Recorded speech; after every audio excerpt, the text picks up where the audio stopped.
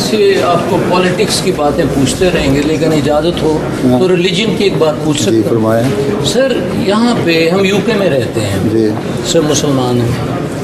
یہاں پہ جب شریعہ لاء کی بات ہوئی اور آرچ بشپ آف کینٹربری نے جا کے ایک لیکچر دیا ہائی کورٹ میں، اس کو انوائٹ کیا گیا تھا کہ شریعہ لاء پہ لیکچر دو، اور اس کو آؤٹ آف کانٹیکسٹ باتیں لے کے جو اچھالا گیا، حالانکہ اس نے بالکل صحیح بات کی تھی شریعہ لاء پہ. اسی طرح لارڈ جسٹس فلپس نے جو کہا. آپ کی کیا خیال ہے، آپ کا کیا رائے ہے کہ شریعہ لاء یو کے میں ہونا چاہیے کہ نہیں؟ دیکھیے، شریعہ لاء تو وہاں ہونا چاہیے جہاں اسلامی حکومت ہو، ٹھیک ہے نا. باقی وہاں کے لوکل لوگوں کے لیے، جیسے حضرت صلی اللہ علیہ وسلم کے زمانے میں ہوا تھا، مدینہ گئے تو یہودیوں کے ساتھ جو معاہدہ ہوا اس میں یہودیوں کے فیصلے ان کے دورات کے مطابق کیے گئے، ٹھیک ہے. وہ ایک معاہدے کے تحت اگر اس طرح ہوتا ہے یہاں بھی کرتے ہیں تو ٹھیک ہے. لیکن بات یہ ہے کہ چند ایک موٹی موٹی باتیں تو آپ لے لیں گے، جو اس کی جزیات ہیں، آگے تفصیلات ہیں، کون سی شریعت لاگو کریں گے، فقہ حنفیہ کریں گے، مالکیہ کریں گے، امام شافعی کا کریں گے، یا آگے فقہی مسائل پہ شروع ہو جائیں گے نا.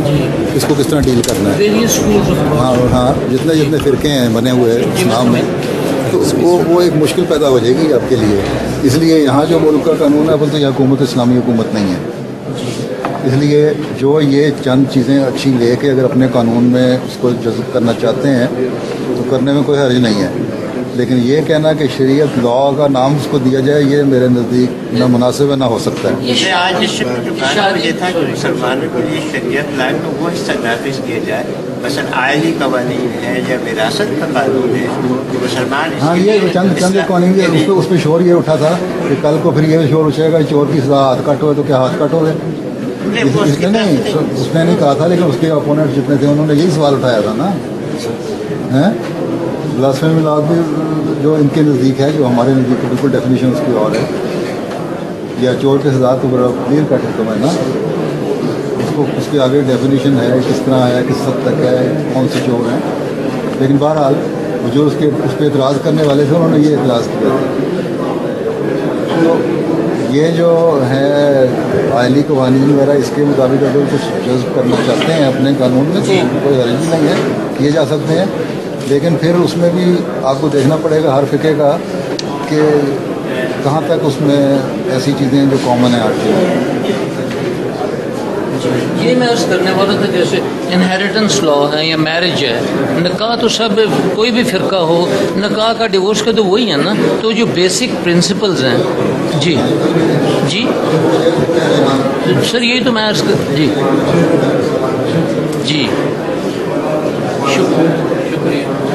لیکن تو اس کے لیے پھر فاصلے عدالتیں بھی تو سوال یہ تو ملکی قانون کو کس حد تک اپنے قانون میں جذب کرتا ہے. ٹھیک ہے نا، وہ تو پارلیمنٹ نے پاس کرنا ہے نا. یہاں طرح نہیں نا کہ دبا کے جو مرضی کر لے. یہ کریں گے جو اپنے کانسٹیٹیوشن کے مطابق ان کا جس طرح بھی ہے، جس طرح جذب کرنا چاہتے ہیں اس کو کر سکتے ہیں اگر کرنا چاہیں تو اس پہ. لیکن کس حد تک اور کیا کچھ، یہ سوچنے والی باتیں ہیں.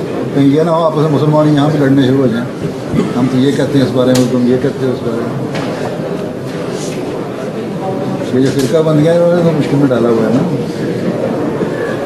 لیکن اصولی طور پہ غیر مسلم کنٹری میں شرعی قوانین کا ہو نہیں ہو سکتا سوال سیدھی کی بات ہے.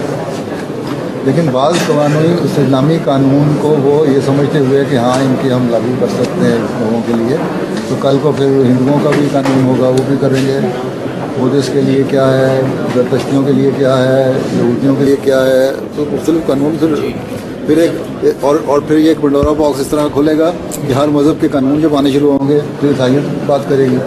پھر وہ جو خدا پہ نہیں مانتے وہ کہیں گے اچھا پھر ہمارے لیے کیا قانون ہے، ہم یہ قانون رکھتے ہیں. نہیں، ہم مسلمان ایک دن عید پہ تو متفق ہوتے نہیں ہیں. جی شرعی قوانین پہ کہاں سے اتفاق کر لیں گے.